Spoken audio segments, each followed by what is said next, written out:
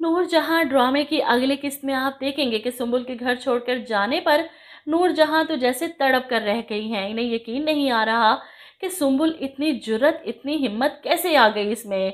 अपनी हार तो इनसे बर्दाश्त ही नहीं। वो इसे इस घर में लेकर आई थी, तो इनकी इजाज़त के बगैर घर छोड़कर कैसे जा सकती है वो।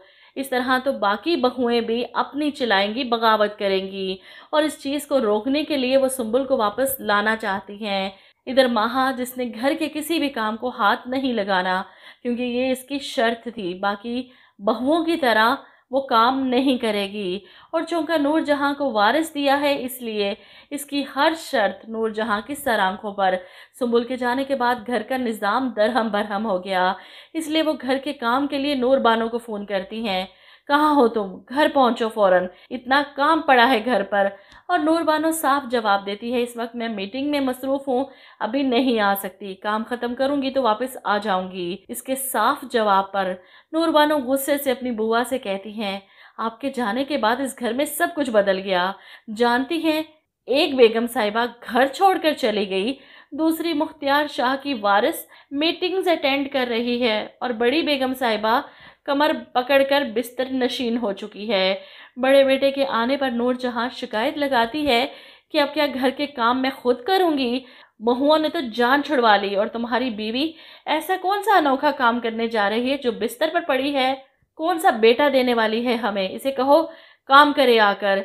हुनैद कमरे में जाता है, अपनी बीवी की हालत के बारे में वो जानता है, लेकिन माँ के सामने बोल नहीं सकता, इसलिए सफीना से बात करने की कोशिश करता है कि थोड़ी हिम्मत करो।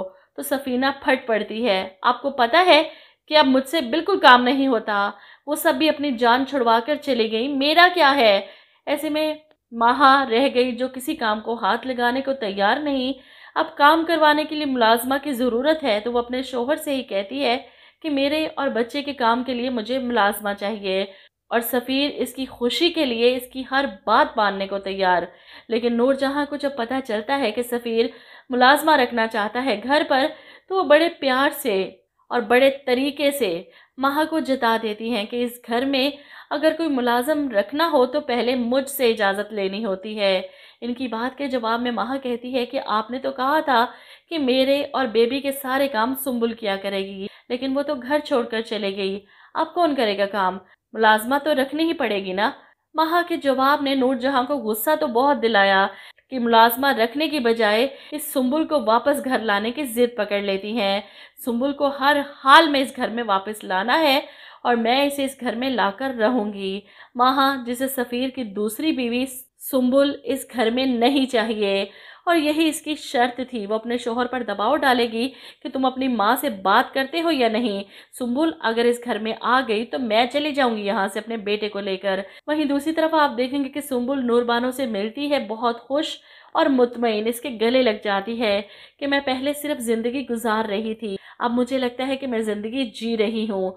वो बहुत खुश थी, नूरबानो का शुक्रिया अदा करती है, और नूरबानो घर आकर मुराद को इस बारे में सब कुछ बताती है कि मैं आज सुंबुल से मिली थी, बहुत खुश थी वो, ऐसा लग रहा था जैसे कोई कैदी है जो अब रिहा हुई है। मुराद खुश तो है नूर बानो के सोशल वर्क से, इसकी हमदर्दी से, लेकिन अपनी माँ की वजह से परेशान भी है।